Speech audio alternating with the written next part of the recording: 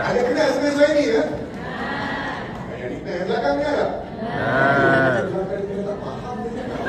Apa nanti kita akan buka LED ke kau tengok muka kan? Saya fans suara ni, saya minta suara ni nyanyi sikit je. Pasal saya dah cakap lah. Boleh ke? Siap, boleh.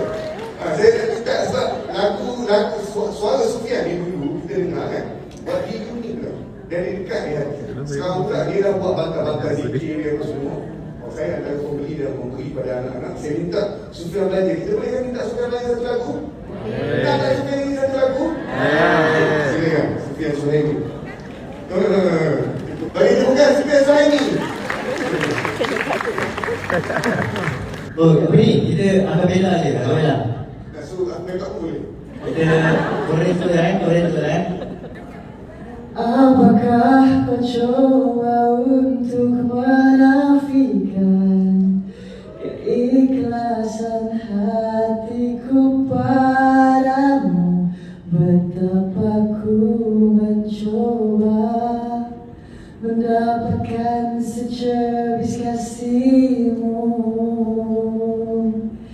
dan tak seharusnya aku bertemu dirimu di dunia ini, dan kau membuang diriku sesuka hatimu dan memilih dia, dan ku tersandar begini meratapi hati yang telah dilukai.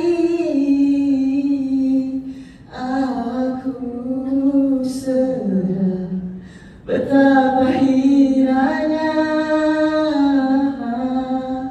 ku di matamu.